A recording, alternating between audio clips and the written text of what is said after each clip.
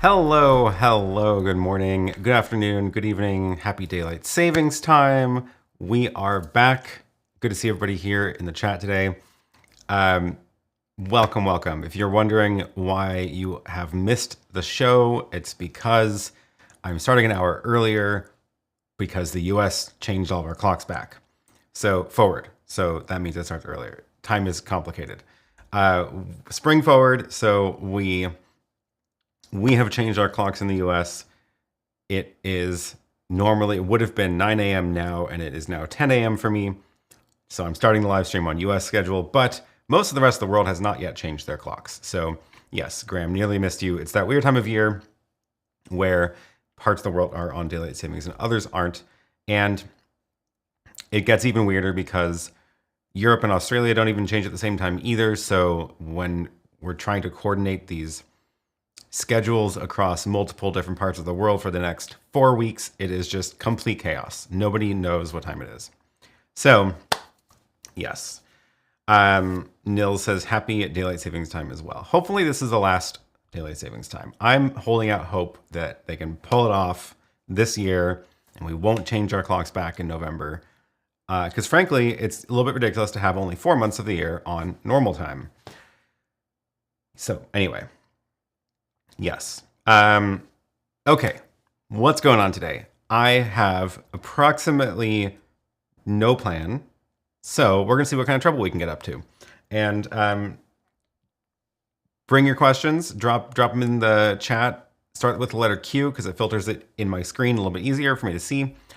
We will see what kind of questions we can get to. And and we'll see what happens. Yeah. Oh, Shane says, I got the 30 minutes at 4:59 to let me know about the 30 minutes. Okay, so that was kind of my fault. I realized that, so I'm on my list also. By the way, if you're not already signed up for my list, this is normally the best way to get notified of my live streams. If you go to news.aaronpk.tv, you will see a little email sign up form. All it does is it sends out an automated email right before I go live.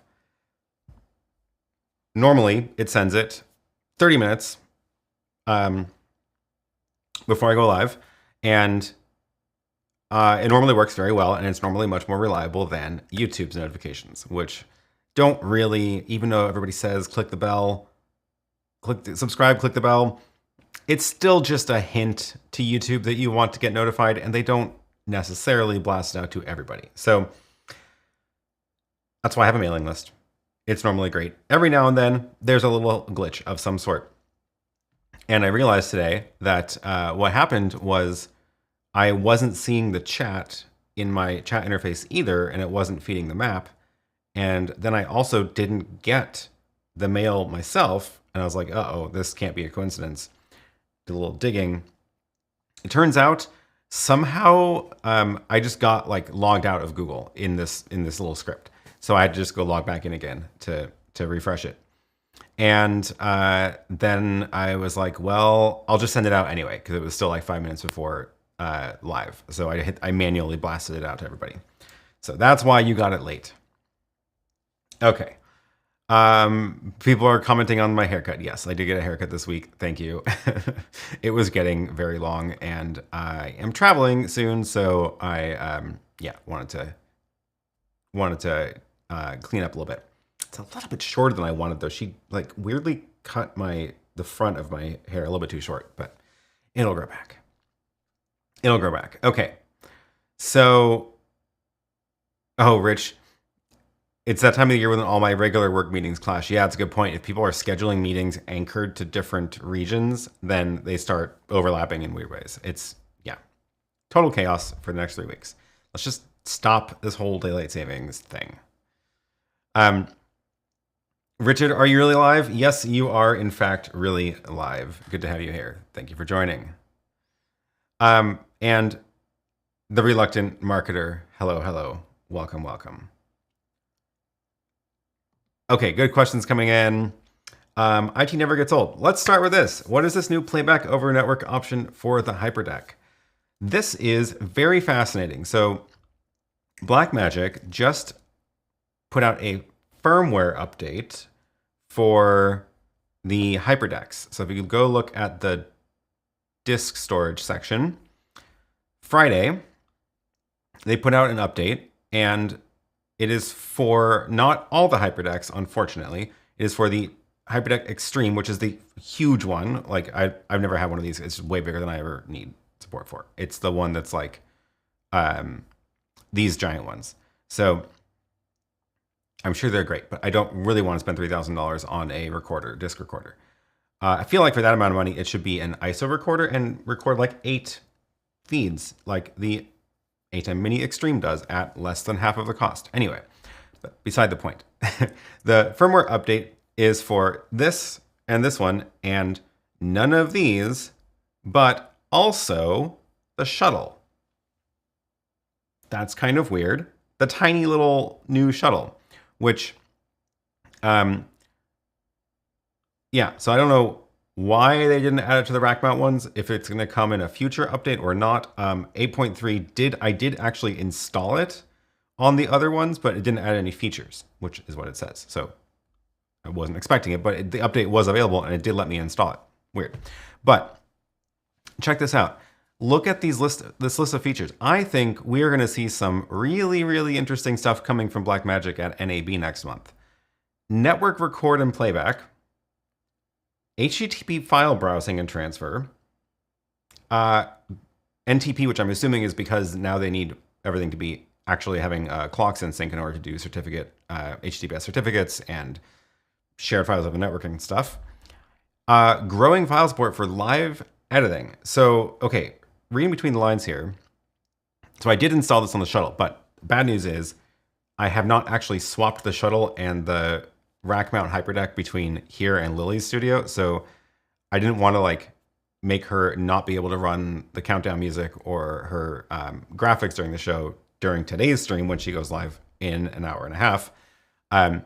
So I don't have it here. It is still at home running her show. So I can only sort of actually show you stuff, but I did install it on that before I left. And this is the web interface for it. So if you go to the IP address of your HyperDeck, then it'll show you the drive plugged in. Interesting that the date is 0, but if you go look at the drive, there are in fact files on it, which you can delete, download, and also upload over in a web browser, which is like, frankly, a lot nicer than using an FTP client. So I'm not going to actually do this because I don't want to mess up her show, but I can download these graphics off of the HyperDeck, and I can also add things to it. So here is where it gets really interesting. Back to this list. Network record and playback. So this is the part that I can't show you because I don't have it here, and you have to press the physical button. It's not in the HyperDeck setup app. It's only available on the physical device. So if you go in here, there are a couple new settings, but none of the settings are going to help you do what I'm about to describe, which is actually, no, it's probably in the manual. Let me download that again. The HyperDeck, I think it's in, is it in, I think it's in this one, even though it says Extreme. It'll be the same interface anyway. What you can do now is you can actually connect a HyperDeck to a network drive. So look at this. HyperDeck, not transferring over a network, it's connecting to network storage. So when you're actually using the physical device and going through the menus, and this also works on the shuttle, you can connect to a network drive and use it as recording and playback. So here's my theory. I think between that and where did the other updates go? Growing file support, network record and playback. I think we're going to see some really, really interesting stuff that they're planning for remote and live workflows. So the new cameras can stream directly to a TV Studio HD8, the new ATEM, and that will act like a cloud store. So it can be doing ISO recordings onto a cloud store internally, which is a 2 terabyte SSD, which you can then point a hyperdeck at to read the files off of for playback.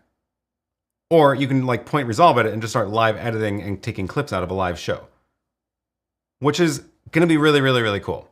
So I think we're going to see some more announcements from Blackmagic along these lines at NAB. That is my theory.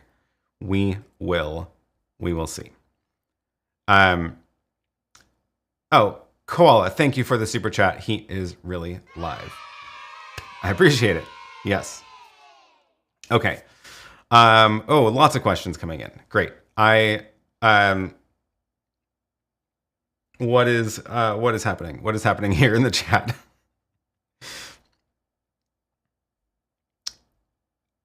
Okay.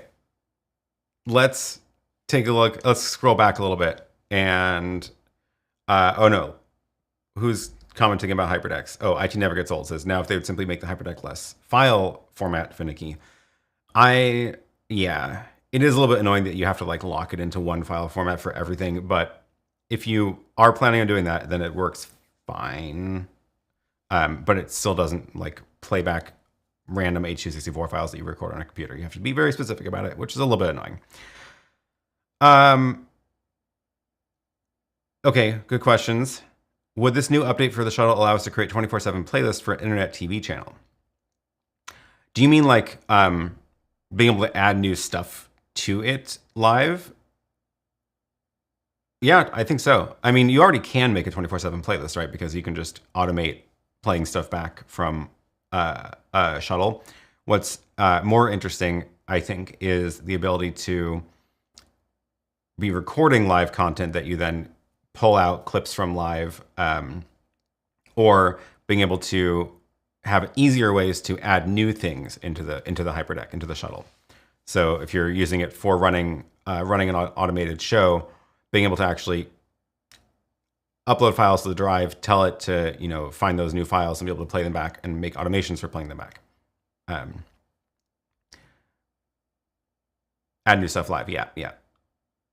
I think so. I'm gonna try it out more because again, I just installed that this morning, and I didn't want to pull the shuttle out from the studio and bring it over here without having a hyperdeck there. But I'm gonna take this one here, which I haven't really been using much in here lately because I moved my Stinger over into the ATEM itself. So that one, the white one, that's gonna go live at the home studio.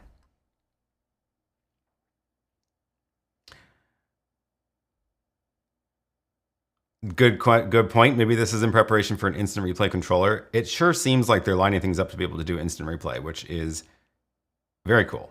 Very cool. Okay. Now I'm going to scroll back a bit. Okay, from Chuck. Looking for a digital audio mixer with companion control and USB audio interface, XAir and MR18 impossible to get. Oh, really? Shoot. There's a couple other variations of those. So there's also the 32 channel one, which is a little bit more expensive, but it's not that much more expensive. I was able to get one like not that long ago. That one that's down there. It wasn't like out of stock anywhere really. Let's see how it's doing now. X32 rack is the one I have.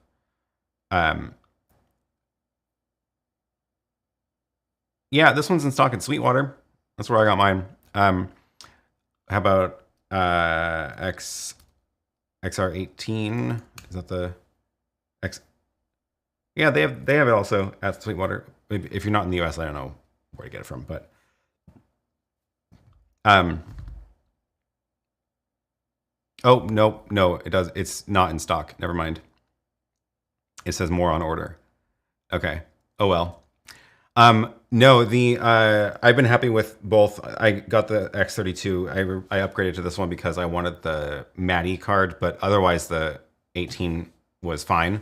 And definitely can be automated through Companion. I haven't gone anywhere near the whole Dante world yet, but I know there are some good stuff. There's good stuff there too. So I don't know anything about that side of the house though.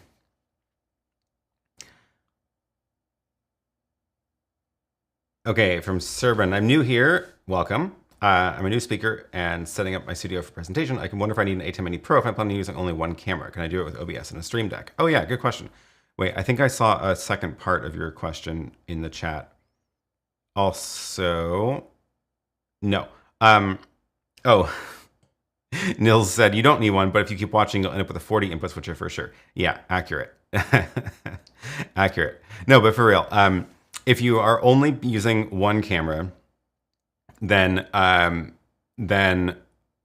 you don't need an ATEM Mini, but you still would have interesting things to be able to do with an ATEM Mini. But now if you have one camera, you can get a capture card, or some of the cameras have USB webcams built in now, and run that into OBS. You can stream from OBS. You can even turn OBS into a virtual camera that you can use in Zoom if you want to be able to add graphics and stuff over the top or whatever.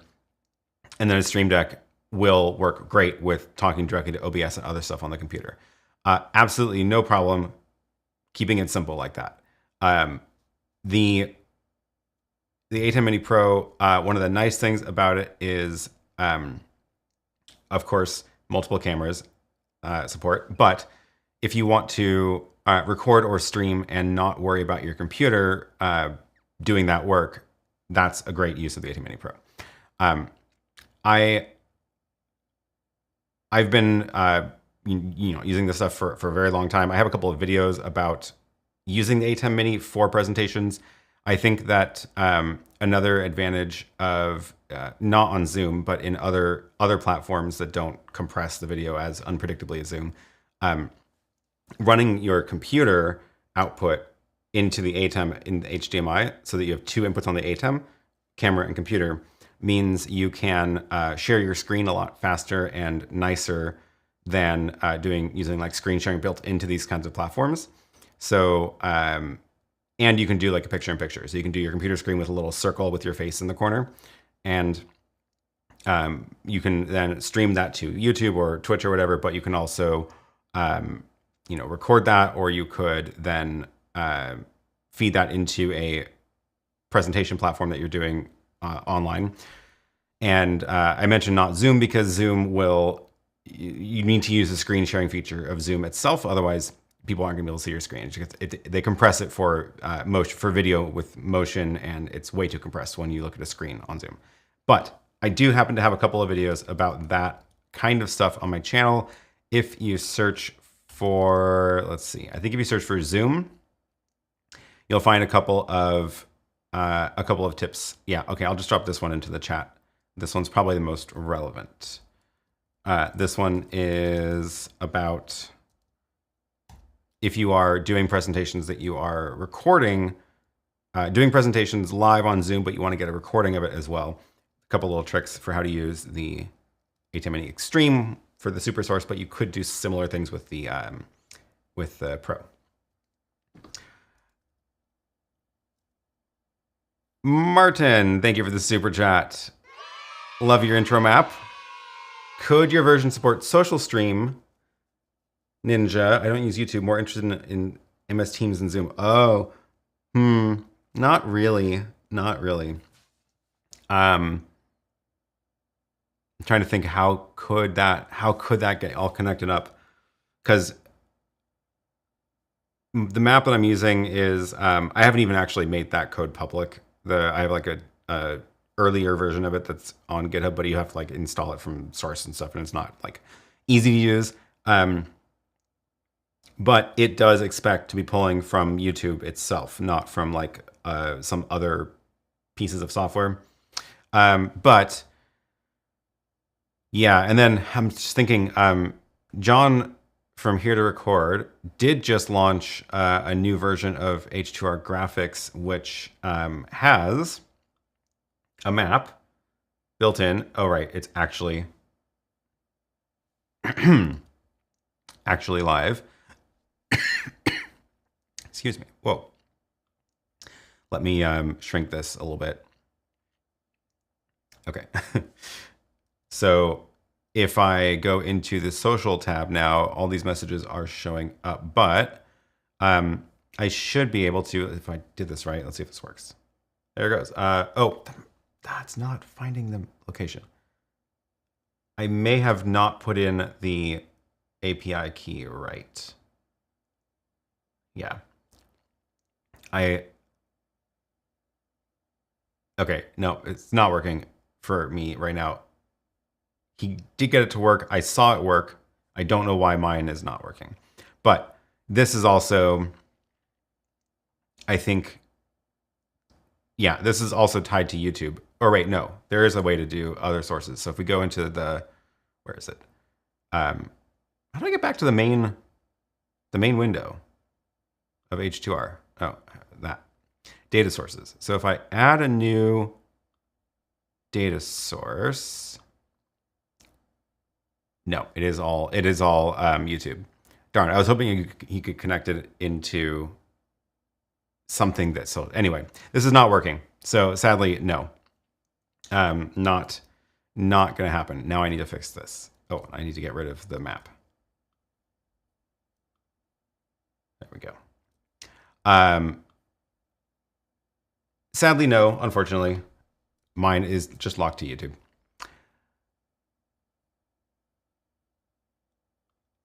Okay, IT never gets old. It says H2R map, H2R graphics has map and social stream. How does it connect to social stream? I can't figure it out. I thought that was the case, and I can't find it.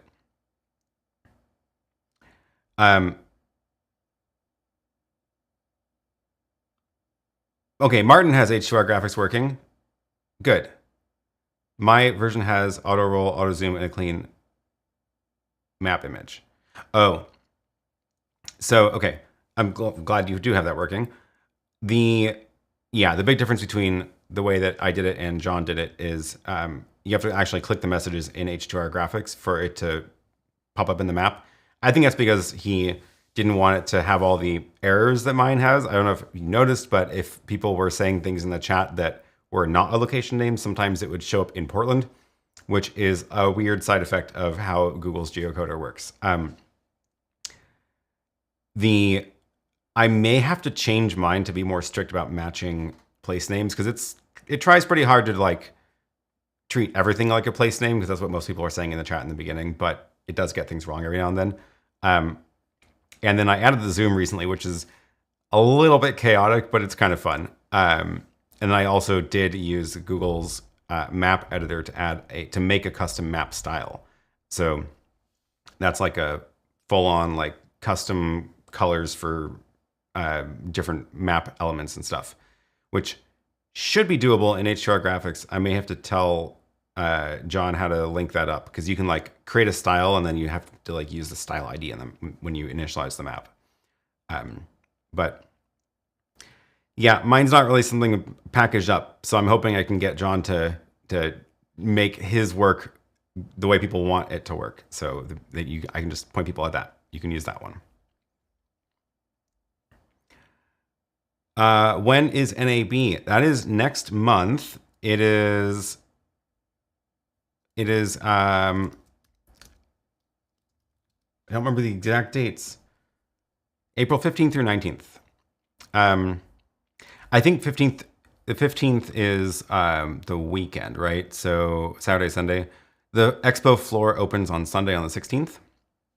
My plan is I will be there for the expo hall only. I don't have a pass to any of the like sessions or whatever, but I'm just going to be wandering around the expo hall floor with Photo Joseph, filming interviews with people at all the booths and posting a bunch of videos as fast as possible. More on that coming later once we launch that project. But yeah, I'll be there Sunday, Monday, Tuesday, doing the trolling the floor. I will be there all day Wednesday as well on the 19th, and I fly out Wednesday night. So yeah, it'll be a lot of fun. Come say hi if you find me, for sure.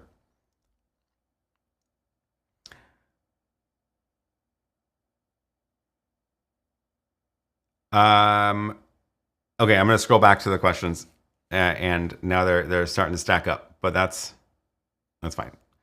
David says, "What's the thought on increased use of AI in content creation?" That's a good question. I think that there's a lot of hype about it right now, and I don't think it's going to like. I don't think it's going to take over, replace actual content creation in any meaningful way. I think we're going to see a lot of AI generated junk because we always do. And we, even without AI, there's a lot of just really easily or almost or automated ways that people create content, and which is essentially spam right now anyway. I've been tricked a couple of times by these actually. If you are looking up like specs for like a certain camera or especially comparing to different cameras, there's this whole genre of YouTube videos that are just like still images, still frames of text of just like specs, like looking at someone's table with side-by-side comparisons of the two cameras, but then line by line putting them on the screen, and then having either just music in the background or having like text to speech read it out. And there'll be like a 6-minute long video of just that. And it's like total crap, totally useless. No point in that existing. I would have just rather read it as a blog post. And I think we're going to see that, but now fancier with actually like AI avatars and things like that. But yeah, I think that's we're very close to that happening. Just a Little Daft says, I've been trying to use a 2 terabyte SanDisk Extreme on the Yolobox, but it keeps getting ejected. It has only a few 1080p videos on it. Any thoughts as to rejection? Oh, weird. That's interesting. I haven't actually tried my biggest 2 terabyte. I think I have this exact same one, but I've never tried it on the Yolobox. I know that the ATEM Mini is super, super picky about drives now, and they've like shrunk down the list of supported drives that work. And these SSDs do weird things to make them fast. So it might just not be compatible. First thing I would do is try a 1 terabyte version because they're pretty different. And a lot of the, I think there's only like 1 2 terabyte drive that works with the ATEM now. And most of them are like the 2 terabyte. If you go look at the supported list, if you look at, where is it? Somewhere in here it is. I know your question was about the Yolobox, but the point is that if you look here, there are, where's the SanDisk? Yeah, oh yeah, they dropped the 2 terabyte completely from this. So, and the Western Digital doesn't have the 2 terabyte version anymore either. I suspect that a similar thing might be happening with the Yolobox. That's my theory. Carl says, do you use any Deity audio products? Any thoughts on the professional wireless mic systems? They seem to be discontinued. Oh, interesting. The only Deity mics I've used are the little like tiny on-camera ones. I have the dual one with the front and back mic, which I've popped on top of the tiny camera. I've never used any of their wireless ones though.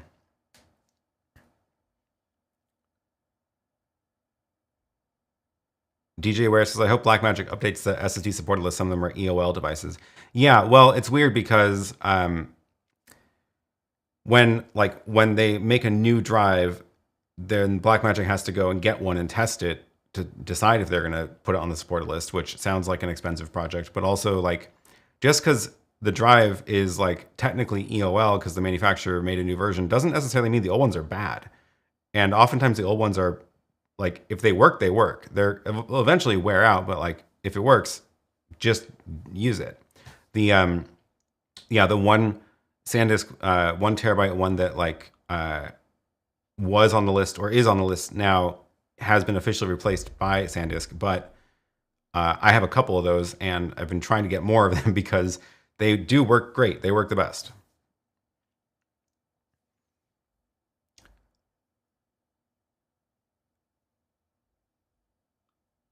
Oh, there was another part to your question earlier. The only concern I have is that a laptop won't be able to handle OBS and Zoom.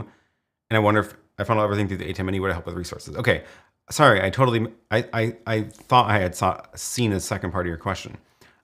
This is about ATEM Mini Pro for presentations versus Zoom and OBS. Yeah, this is a big reason to not use OBS. If you are in Zoom and you're using OBS as a virtual camera, then yeah, your computer is doing all that extra work. But you also don't, if you really only have one camera and you don't need any other features in OBS, you can just not use OBS and just tell Zoom to use that camera directly. So either through like a cheap capture card, USB capture card, or again, if your camera has a USB webcam support in it. If you do want to use, if you're using OBS to add graphics or like to do, to do graphics or do any other kind of processing, then you could move that into the ATEM, and that definitely means your computer is not involved in any of that processing, which is great, which is the main reason that I started using that, because I didn't want my computer to be doing all of that, work.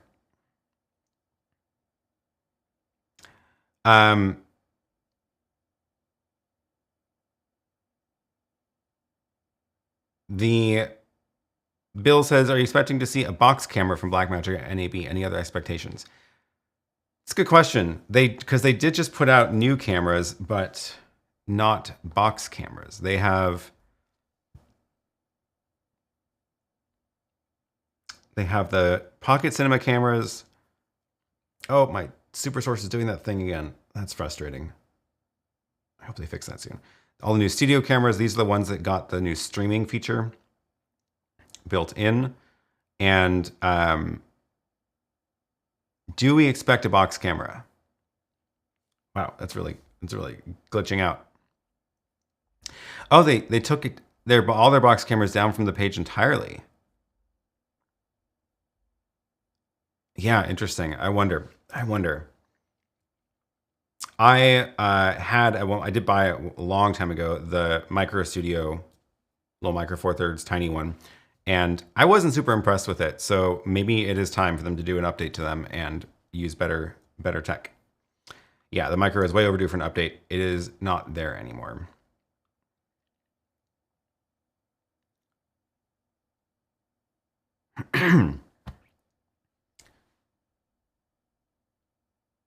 Two-part question from Danny. I want to enter fill and key from the Ultra Studio HD, but it's not able to extract the key from Resolume Arena since it doesn't have the option to detect Ultra Studio as double SDI. Oh, weird. Managed to get fill and key out of using two Blackmagic Ultra Studio monitors, but I wish you could do it with only the Ultra Studio HD Mini. Oh, I've never used that app.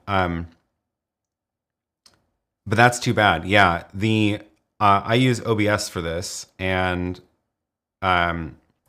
if you look at the configuration, it does it specifically has support for DeckLink output, which also counts as the Ultra Studio 4K Mini, and in particular this keyer. So when you set it to external, that means it knows that it's a dual SDI out.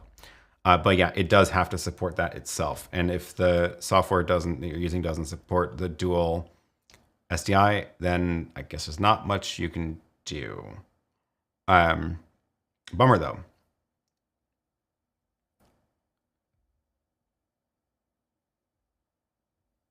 Darren, thank you for the super chat. Overdue thanks for the Tula review. Oh yeah, that was a while ago. I had to use it for a project for how good it can record a two-person interview live session with minimal effort and equipment. I agree. I agree. We've been actually using it for the House Files podcast recently, because it is it's very simple. Let me mute the audio. This is what our set looks like. With the two little microphones, and yeah, it's fun not having no wires, and they just record internally, and they sound great. So, super great for podcasts, especially because you don't need video for if you're doing just an audio podcast, and then it's just really simple. Yeah, a lot of fun. They look good too. They're well designed. Thank you for the super chat. And thank you, Tom, for the super chat. I appreciate it.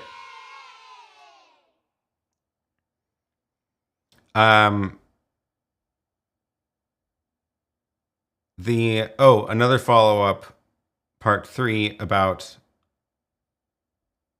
the Ultra Studio. OBS shuts down, like it crashes. That's bad. That is not good. I don't know what to tell you. Try a different computer or something. Yeah.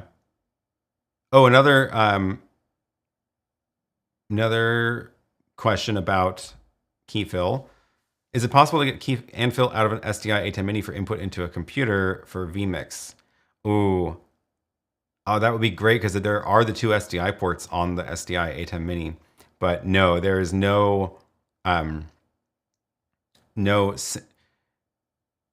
it isn't the problem is that it's not like a channel in the video. The video feed is RGB.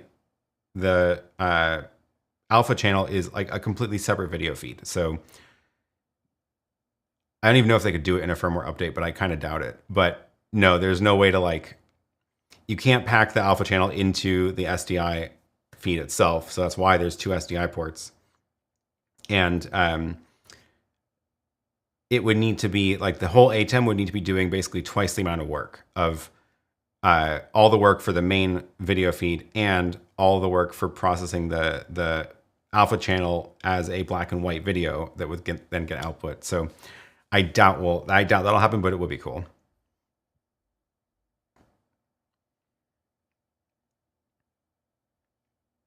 The reluctant marketer says, why do shadows on my face show greenish when I record with an ATEM in front of a green screen? How can I de-spill that? If I have more light, the shadows are gray, not greenish anymore. Sounds like you just have a lighting problem. I'm guessing you are pretty close to the green screen. Like it's probably like really close to the back of you. So the trick with green screens is you need to have a lot of separation and treat them as totally separate. Treat your face and the green screen as 2 totally separate things that you light. So Kevin, the Basic Filmmaker, has a very, very good video about that explains all of this. And if you just search for green screen on YouTube, you will find it because it's like the top video about green screening. But basically what you have to do is set up your green screen, set up your lights so that they light only the green screen and are not also spilling onto you.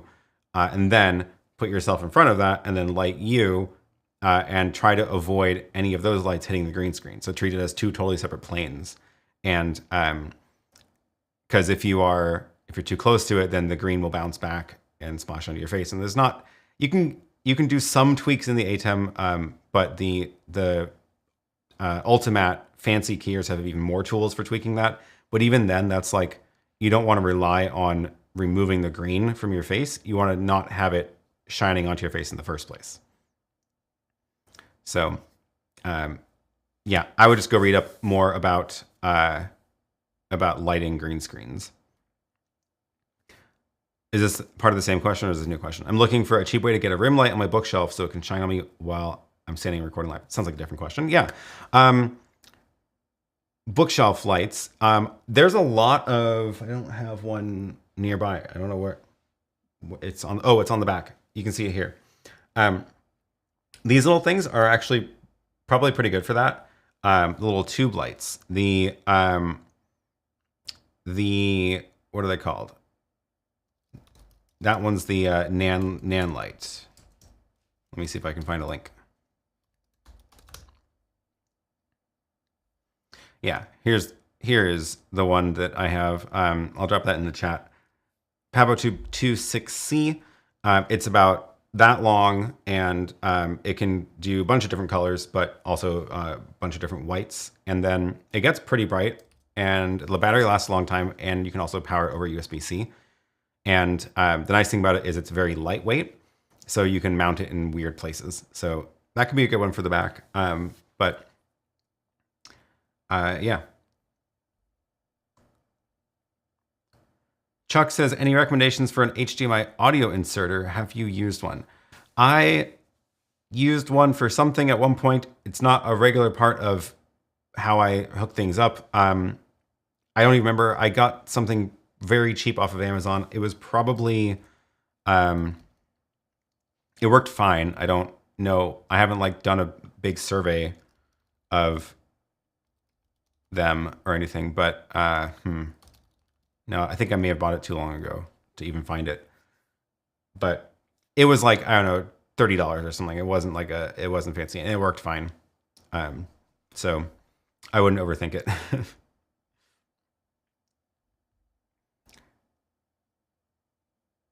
Another question. I'm trying to connect a Mica spec 4K to play into an ATEM Extreme. The video appears correctly, but without audio.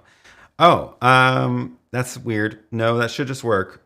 I'm trying to think if there's a setting in the Mica spec about audio.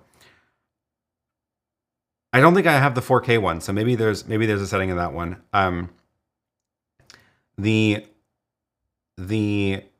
My thought is if there's a setting in it that might make it send audio out of an analog port instead of HDMI. Sometimes these kind of devices have that. Take a look for that. Otherwise, it should just work. Yeah. Piper Blush, thank you for the super chat. Thanks for all your videos and help. It really helps me make the studio. Still have many questions. We'll keep on watching. Love to hear it. Thanks. I saw you were live just a second ago when I opened up my YouTube page to start my show. Your studio is looking excellent, I will say. Very, very excellent. So keep it up. Love it. And yeah, we should get you on to the show, and we can maybe share a tour of your studio with this crowd here. David says we need more likers, people who click on the like button. Thumbs up, like, and subscribe, of course. Thank you very much. Okay, wood turning tool store. Follow up to key file out of SDI ATEM Mini. We want to send the chroma keyed video out of the SDI ATEM into vMix and use it as an overlay. We want to do this since the vMix chroma key is not as good. That is the problem. It's not gonna happen. The ATEM doesn't have a way to output its chroma channel, if that makes sense. So the Ultimat, if this is really important to you, then the Ultimat is the device you want for this. So I demoed this on a couple weeks ago. This is the HD Mini would. I think the Mini doesn't do it. The HD is the one I had. Let me double check here. HD Mini is the one. I'm looking at the ports on the back. So yeah. Maybe the Mini with the monitor out. But I don't think so. This one, the HD does though. So what I'm looking for is, oh yeah, no, I don't think the Mini does. Notice there's a whole bunch of outputs on the back of the Ultimat. So this does the chroma keying internally, and it does a much better job than the ATEM does. But the other thing this does is you can actually have it output the mat. So the mat that it generates for the chroma key. So you can have it output your camera, like the video, but you can also have it output the mat as that it's generating by doing the chroma key, and it will output 2 feeds that way. It has other outputs you can do too, but the program mat is one you can grab out of it.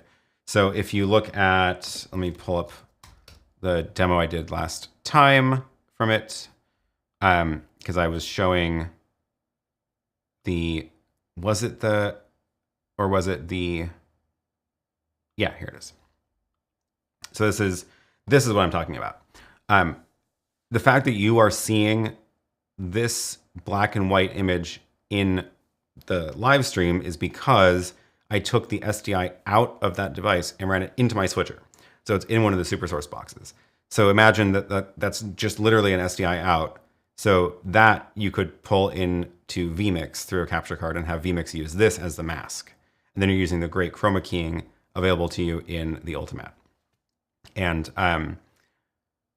this will be the device that can do it. The ATEM can't output that channel. There's no option for that in the ATEM. It would be a cool thing to add to the SDI version because there are the 2 jacks, but I don't think it's doable. Also, they have this device which is actually made for this purpose. So This would work. Definitely would work for it if that is something that you actually are like very set on doing. It is a bit of an investment because it is, I believe it's only I'm pretty sure only the HD one can do it, and that's $900 instead of $500 for the Mini. So that's the story.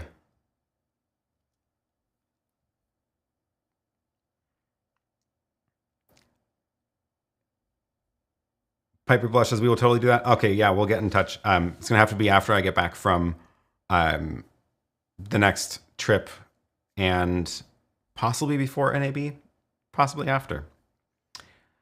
Noel Del Pilar, thank you for the super chat. I appreciate it.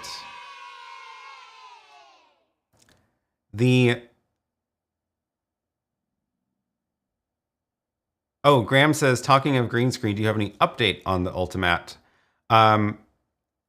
No, I had to return it. It was on loan for me to me, and I held on to it way longer than I was supposed to because I thought I was gonna have more time in December to try it out, and I had to rearrange a bunch of stuff with my schedule in December. It was a mess.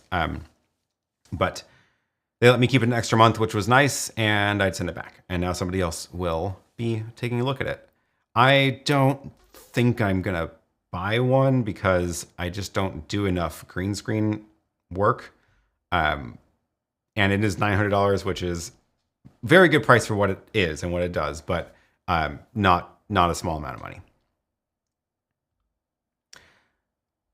Chuck says, I have an Optima projector that will not sync with the ATEM program out regardless of HDMI distance. Won't even work when I use an HDMI repeater. Oh, any other device to add in the signal chain? That's really weird. I don't know what...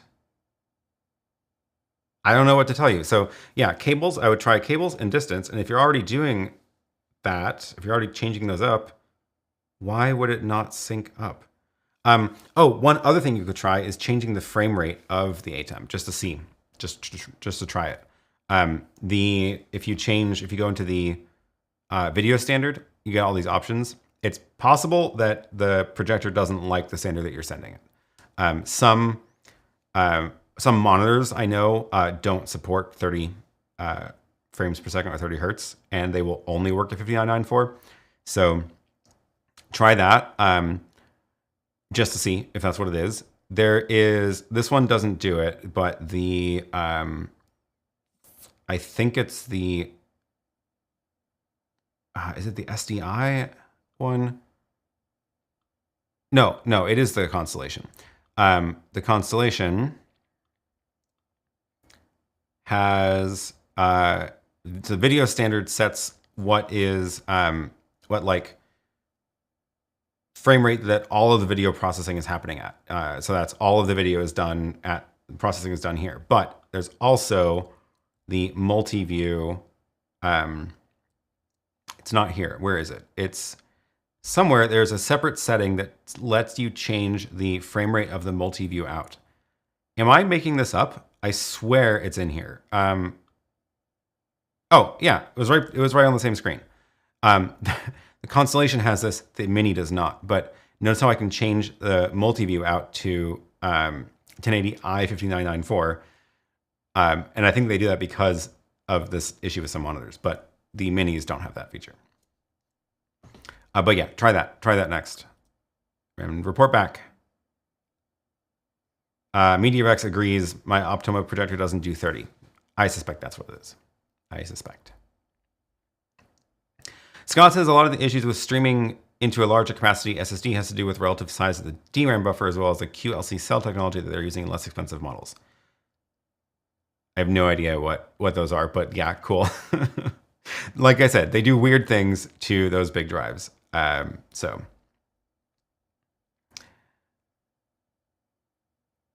Create to Relate says, do I ever use Wirecast? Oh my God, it's been so long. I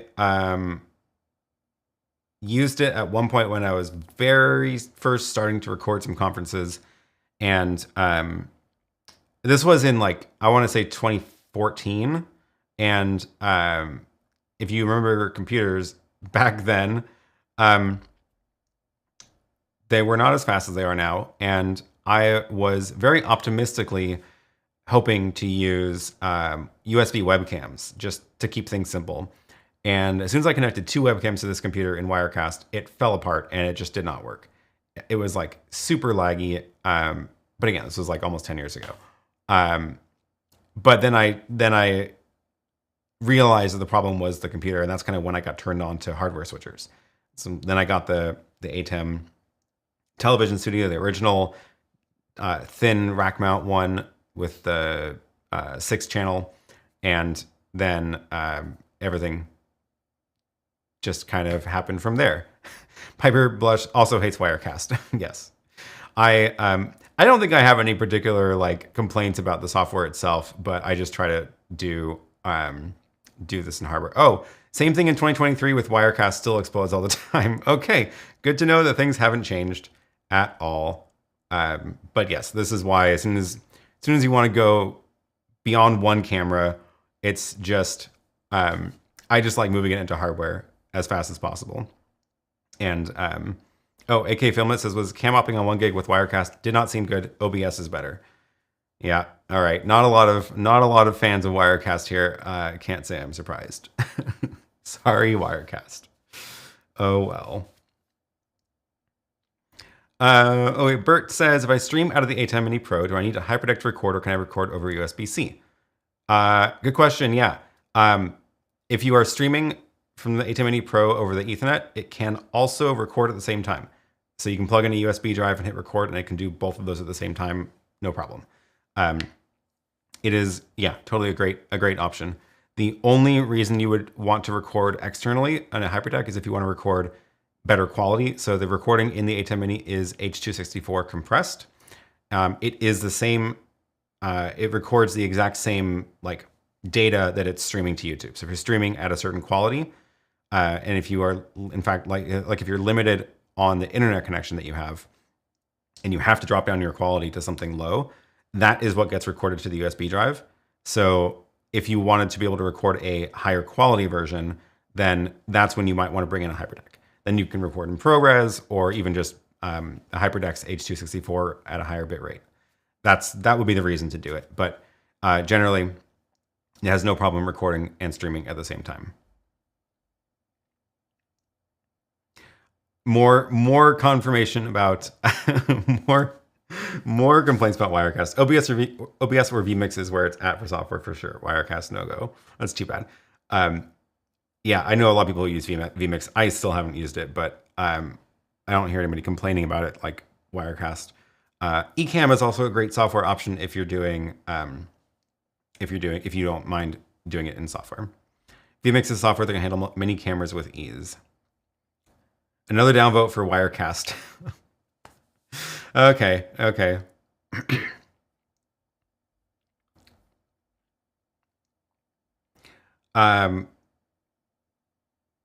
Any thoughts on crystallizing what you're going to take on the trip? I'm still trying to figure it out. So I'm going to Japan for a work trip coming up, and I'm going to be doing. It's going to be not in a time zone friendly to this time for me, so I will not be doing the stream at the normal time. I will be doing it at some time on Sunday, and I actually don't know what I'm going to do next week because I'm going to be like at the airport during this time next week, so we'll see.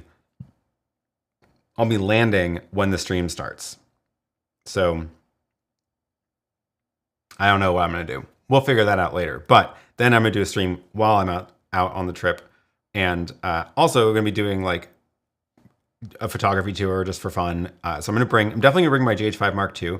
That's the camera I'm going to bring because I want to be able to use it for like taking photos. And it's a really good camera. It's unfortunately not small, but it is a very good camera and takes great photos. So I will, that's the camera I'm bringing. And that's the only thing I know for sure. I'm probably going to bring the Yolobox Pro for the streams. I'll be doing a stream in LILLIPUT also.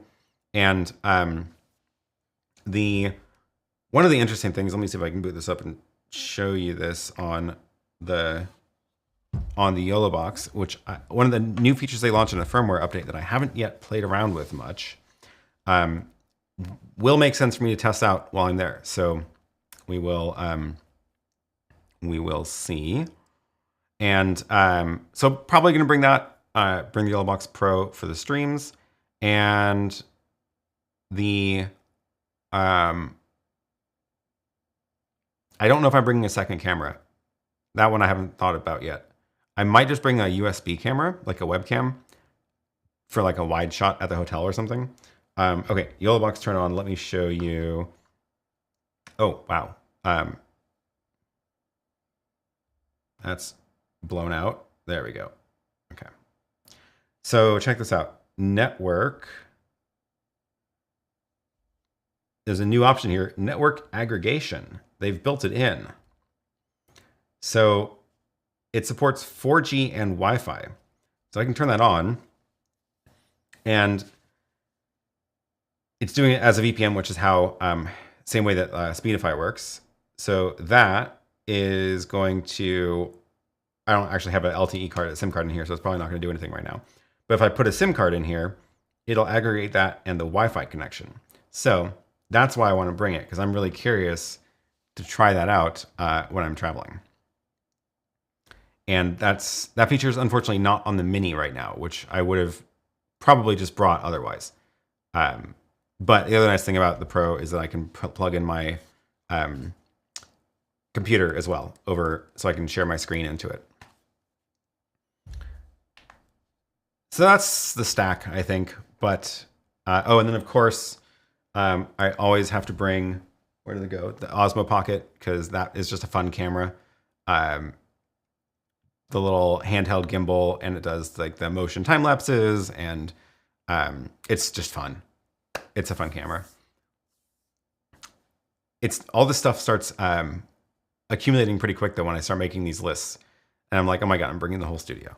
But no, I'm not going to bring an ATEM Mini because those are too big to travel with. IT never gets old. Decimator is always the presenter's best friend, but pricey.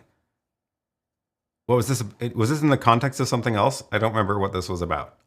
But yes, I agree. It's not really a question, but yes, I agree. Wood turning tool store. Can you give a rundown of the Blackmagic Ultra Studio products for live productions? Sure. So I use one in this. Where are they? Oh my gosh. Where'd they go? Capture and playback. There they are.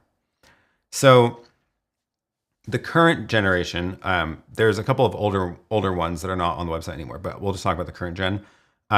There's this family, the Thunderbolt single purpose device. So one's a capture card, one is a output. They connect over Thunderbolt. I believe it's specifically Thunderbolt, not USB-C. And one will let you use it to capture video from SDI or HDMI. And the other one, the monitor, will output SDI and HDMI, the same thing over both. They're both, out, and in. So you can, these are not generic capture cards. These have to be built specifically with supported software. So OBS does know how to talk to the Ultra Studio. And vMix and other software does as well, but it has to specifically support it. And then you can use it as a capture, like you can use it as a video source in OBS, or you can output, like I showed, if you want to output your OBS feed, like I'm doing for the graphics here.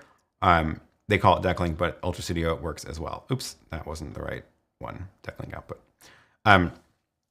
If you go up to the next models, then the HD Mini and the 4K Mini, they are, well, obviously 4K, but there's the big difference is the number of ports that you get in the back. So if you look at the back panels, the Mini has 2 SDI outs. Let's do the key and fill. For some reason, it has analog video inputs. I've never used that. Oh, weird. Only SDI in, no HDMI in. Don't know why. And then analog audio in. So this can do I actually don't know if I can do it at the same time as in and out. I've never even tried that. I've only used mine for one thing at a time, but you can use it as a capture or you can output. And then the 4K Mini, in addition to obviously being 4K, the panel is part of the device, whereas on this one you have to buy the panel separately if you want it. But it gives you a little screen, it gives you an SD card reader, which is just handy, microphone in. But if you look at the back, then there's all sorts of stuff. So again, the 2 outs, an input and a loop out, which is kind of handy. And then HDMI in and out, and audio in and out. Thunderbolt goes to the computer. It supports USB 3.1, which I believe is only for connecting drives to it or something like that. But it's not USB 3 to the computer. So all of these are going to be, they're all going to help you with getting graphics or videos out of a computer, either as like you want to output your vMix feed into some sort of hardware thing, or you want to use a graphics generator in the computer and output either just one video feed or two out into the rest of the flow. Hopefully that helps. Something is wrong, and my comments aren't showing up anymore. What's going on? Uh-oh.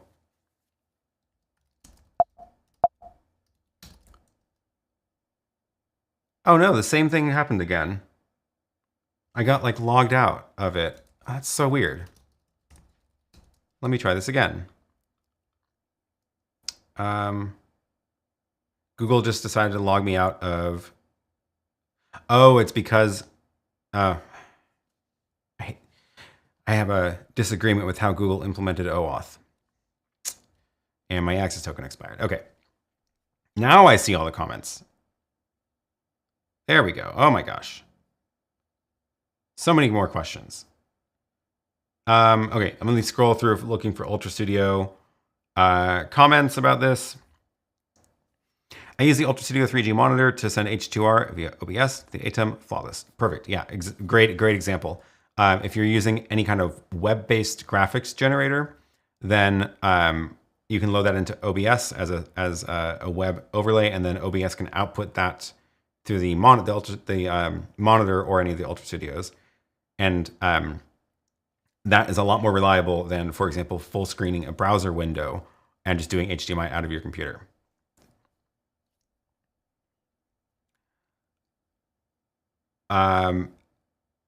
The scrolling through for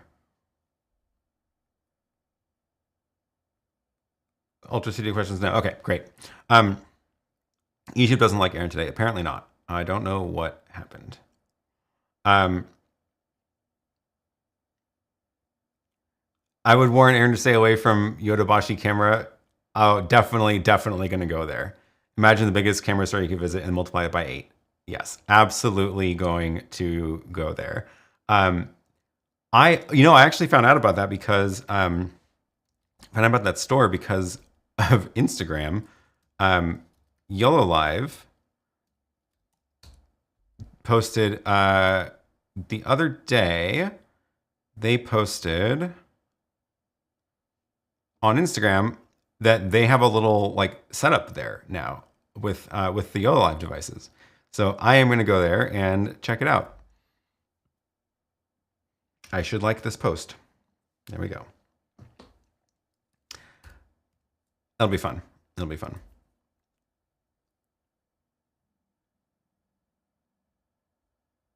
What's on the shopping list for Japan? I don't have like a specific list, but I'm definitely gonna go to the camera store and see what trouble I can get up to in there. And probably stationery. Definitely gonna go to the stationery shops, maybe get some pens. Oh, good tip. Use camera shop near Shinjuku. Juku, that's great. Cool. Yeah, it'll be fun. Oh, Emerald says, bring your Insta360 that can do a webcam if needed. Yeah, maybe I'll do that. I forgot to mention the Insta360, which I also really like, and it also does like different things than every other camera, so I usually end up bringing it.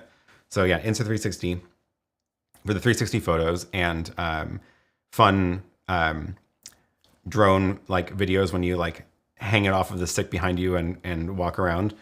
I'm not bringing the drone because I cannot fly my DJI Mini 2 there legally because it doesn't have remote ID and they require remote ID now.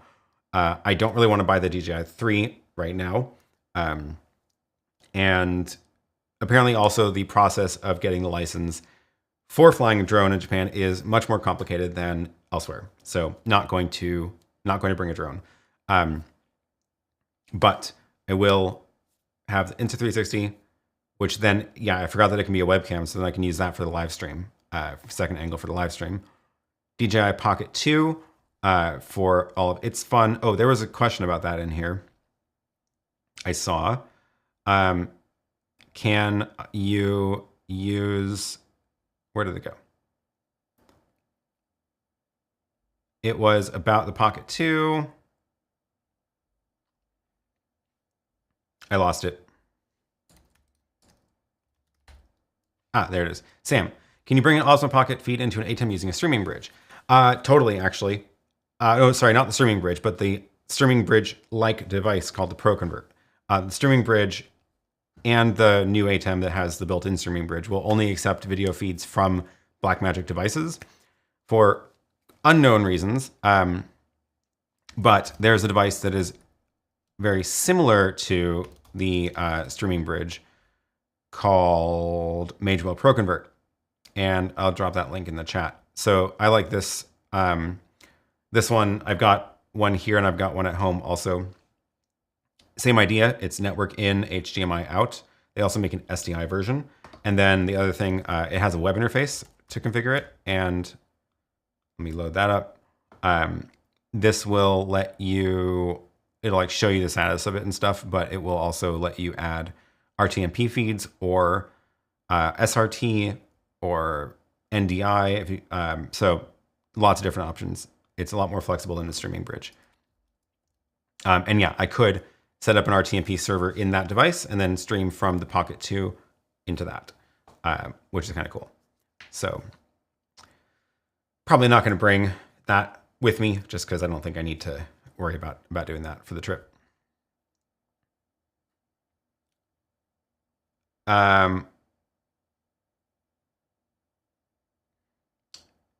Or extract the USB output with Cosmo Streamer. Yeah, I still haven't tried Cosmo Streamer yet.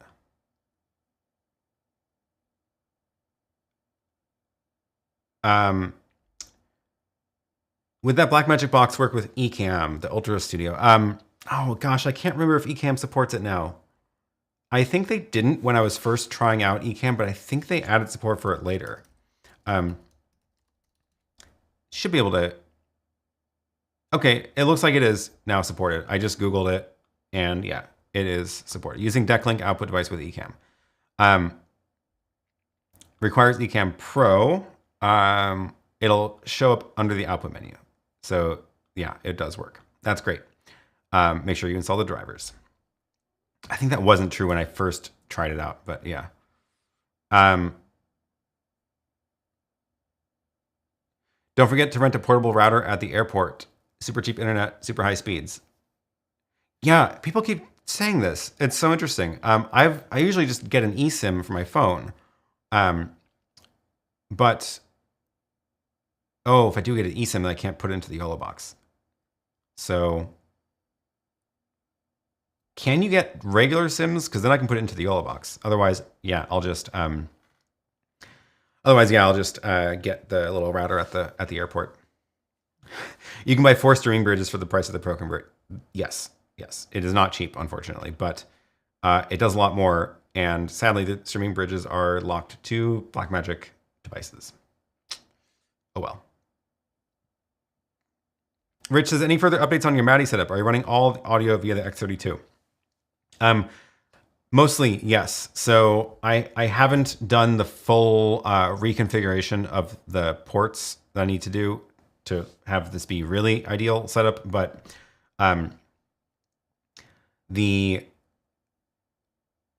what you can do is the X32 is a 32 channel, so that means if I'm doing all the audio sources in the ATEM are stereo, so it's only actually 16 out of the 40 inputs I get out of the ATEM into that device. So what I need to do is I need to line up.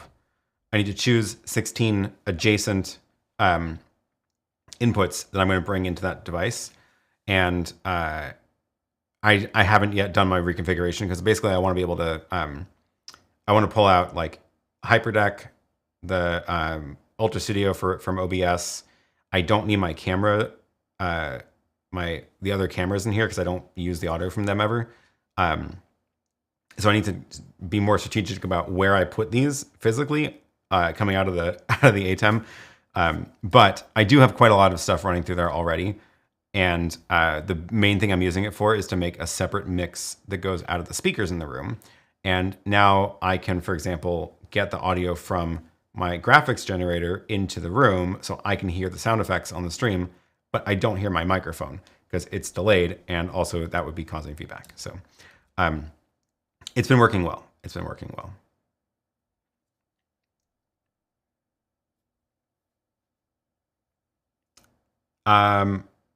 Yes, you can get regular Sims, but in Japan you need to rent. They do different subscriptions for tourists and for residents. Oh yeah. Will I push the video back to the studio, or will I send to YouTube directly, or send to Yolo Live? I think I'm not going to push into the studio for that trip. I might even just like actually turn off all the gear because I am gone for long enough that it doesn't really make sense to keep everything running. So I think I might just shut all this down while I'm gone, and either push to YouTube directly from the Yolobox, or I might use the YoloCast thing to try that out and use their new protocol from the Yolobox to YoloCast. So we'll see how it goes.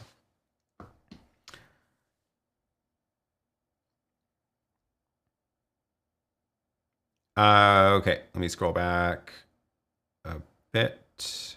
Ian says, just tuned in. What quality do you use for streaming on the ATEM?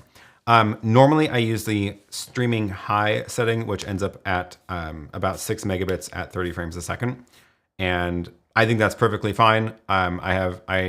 Here in the studio, I have way more bandwidth upload than that, but that's usually enough to stream from most places I've ever had to deal with it. And it looks good enough. The streaming high, and then also if I am recording, that quality ends up being perfectly acceptable in a recording as well. If I'm not streaming, I'll record in the highest bitrate HyperDeck high, but I don't have any real complaints about that quality recorded either. Martin says, saw you recently use Affinity Photo in a video. Are you loving or missing Photoshop? I did, in fact, actually cancel my Adobe subscription. I realized that I moved my video editing to Resolve, and I was really only using Illustrator and Photoshop at that point. And I decided to try the Affinity products, and there's a little bit of a learning curve because some of the shortcuts and ways things work are different. But I've been pretty happy so far, and definitely happy to not be paying $50 a month. I was actually paying $30 a month at that point because I had done the threaten to cancel and then sign up for a year at the reduced rate thing, but I didn't want to keep playing that game. But no, I've been pretty happy with it. The only thing that I actually miss is Photoshop has the integration with the ATEM. So you can actually export graphics directly from a working document in Photoshop and push it straight into the ATEM Mini, which is cool, but I can live without it. I can manually do the, export the file and drag it in thing. So, yeah. Adobe Expire is anonymous. Hi, American former Adobe user for 10 years. Yeah, I had a subscription for a long time. I actually bought Creative Suite 2 it was 2002 or something. And then I also bought Creative Suite 3 and then used that for a very long time until I couldn't use it anymore. And then they had launched the cloud one at that point. And have given them a lot of money over the years. Noel says, Yolobox Pro update works nice. The audio meter is more real now, but instead the control meters with the audio monitor, it'll be better to control the program. Oh, interesting. I'll have to check that out. I haven't actually played with the new update much yet. So it'd be interesting to see that. But yeah, you use yours a ton, which is great.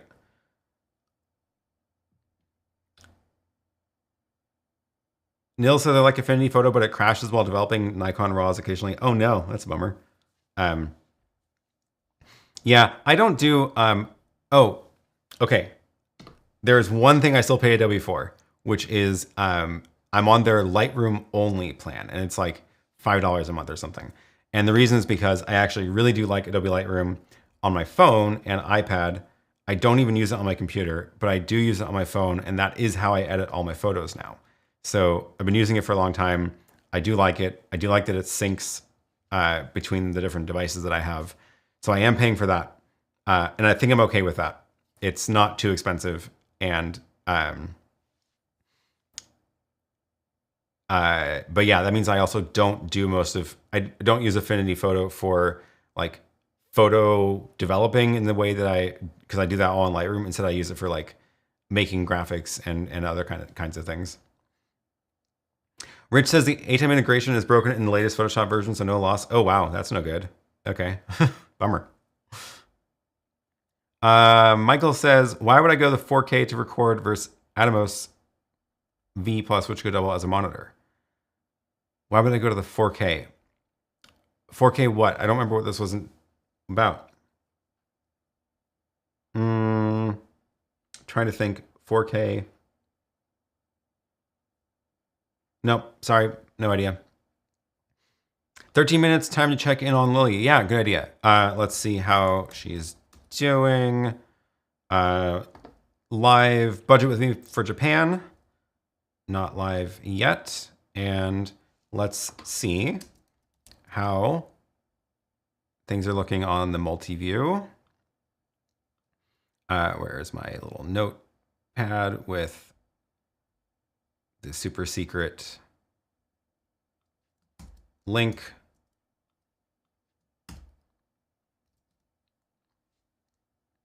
Oh, looks like she's getting ready. That is her countdown music. On air. Oh, she's about to start. Okay. Let's watch her go live. Oh, it just disconnected. This is my remote view of the ATEM at home. Oh, I think she just started the countdown early, but she is streaming to YouTube. Okay, cool. Looks like things are working. That's good.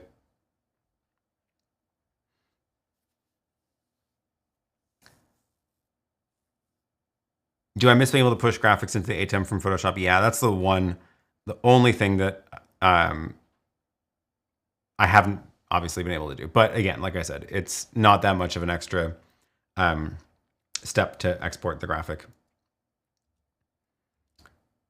Remote view over WireGuard is the hand of Aaron, yes. Photoshop to ATEM connection works now using the ATEM software control 9. Okay, good. So at least they updated it. So just make sure you update your software control.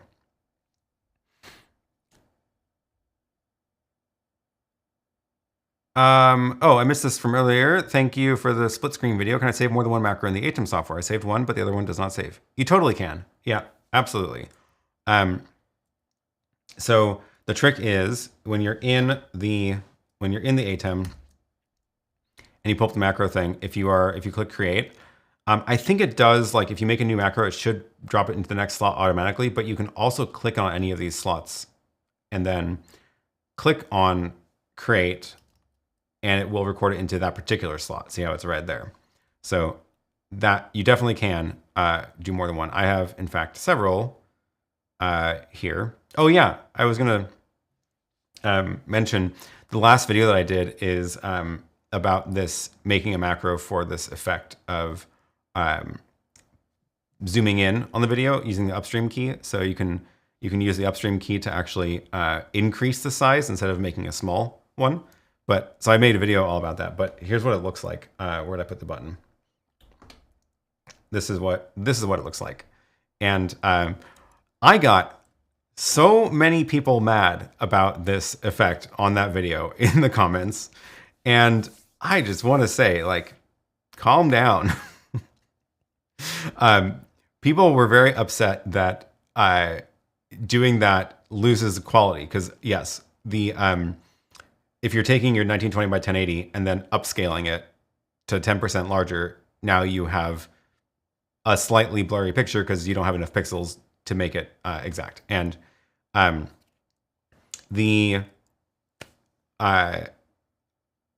should have mentioned it, but it was I just forgot to mention it in the video that like that's an artifact of it. It's not even like it's not that big of a deal.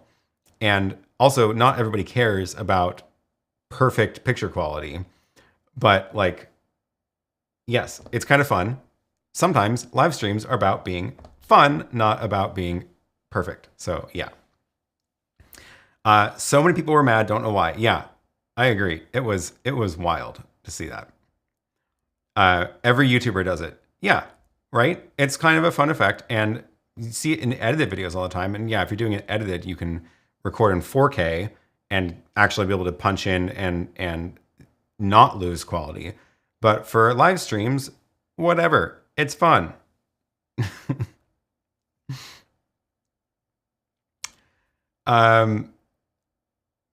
How do I get the multi-view remotely? So I actually have a separate video encoder that's sitting at home connected to the HDMI out of the ATEM.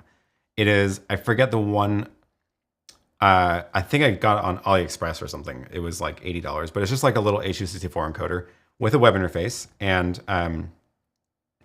any of them will work. It doesn't, you don't need to get any particular one. Okay, here's the one. It's called LinkPi. This is what the web interface looks like, but you can see how it's showing me a preview of what it's getting in through the HDMI feed. And so the ATEM outputs to this encoder, and then this gives me a URL I can pull up. Where is it?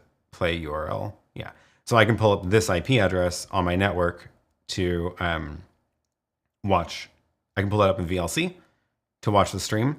And then the other trick is the VPN, because this is not in this building. So I have a VPN where I can access that address from this and vice versa without VPN software being installed on the computers, because that's the whole trick. But that is a little bit more complicated, and I still haven't made the actual video about that I promised, because it is complicated. It's the cheap version of the TBS 2603AU. Yeah, totally. It is a lot less capable than that device too, but yeah, it's the cheap version of it. I just realized that my iMessage is not on my computer, so I can't see if Lily's texting me, but no, everything looks fine. David Joshua Ford says, any idea why the 2ME media pool doesn't save on power cycle? Who do we bug at Blackmagic?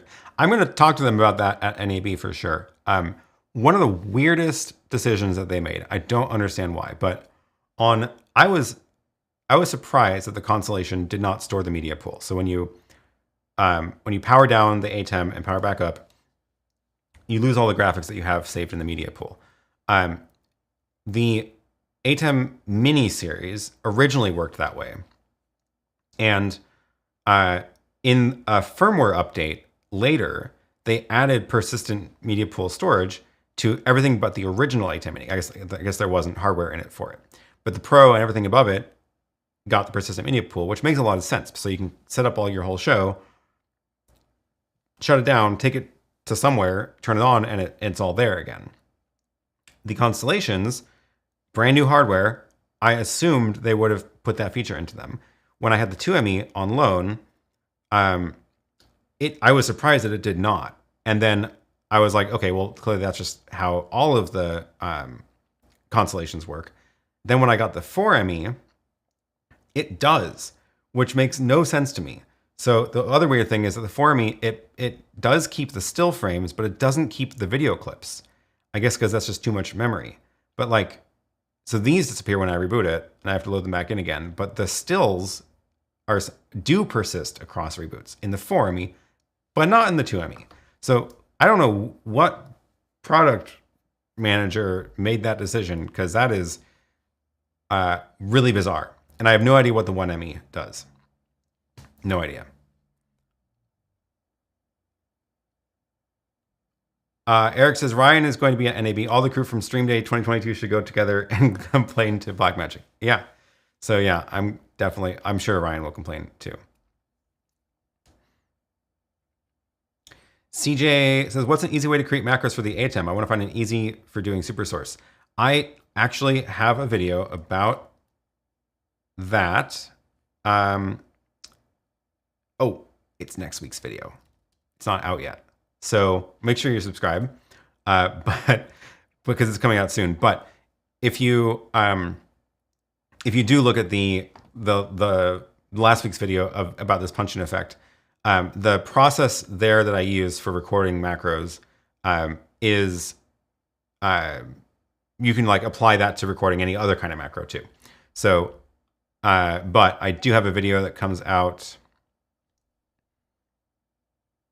in 2 days. It's coming out on Tuesday, which will be the exact video that you want to see. So keep an eye out on the channel. It is, it's all about editing macros on the ATEM. So when you want to make like small changes and how to do that. But in the process of explaining that, you will see how to very quickly create macros to do things like SuperSource. Complain about the stinger button too. Nobody cares about the 1ME. It serves no one. Yeah, frankly, I agree. I think that it's a very confusing one to have in the lineup because if they had SuperSource, it would have made more sense. But the fact that it doesn't have SuperSource means even the ATEM Mini Extreme, which is only a little bit more expensive, has SuperSource. It's weird that this one doesn't. And then they took out the TV Studio HD, which had some HDMI ports, which are useful because in a lot of cases, you are going to want to plug in HDMI like a computer or something or an iPad for various things. And I feel like that would have made this make a little bit more sense. Let me look at the back of it. Where did it go? ATEM Constellation 1ME. So 10 inputs, but they're all SDI. So yeah, 10 in. At least it has 6 SDI outs as routable rather than the new Television Studio HD8 where they're not routable. Anyway, okay, we are almost out of time. Just about out of time. Lily is starting her show, Live Budget with Me for Japan.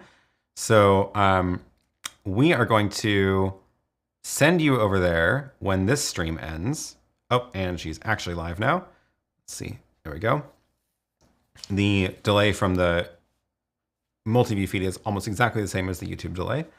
And yeah, we'll send you over there in a second. So sorry I didn't get to all the questions, but come back again and we will keep chatting. In the meantime, thank you for all of the super chats and thanks for all of the questions and thanks for showing up here every week. Next week, I don't think we're gonna have a stream at the same time or the week after just because of the travel. But we'll see. So yeah, if you do subscribe to the mailing list, that link is below. That will send you an email when the before I go live. So if I happen to do a live stream at a different time, you'll get an email about it. Oh, and thanks for the sneaking in the super chat in the last second. I appreciate it very much. All right, so long. Thank you for watching, and I will see you all again at some point. Bye.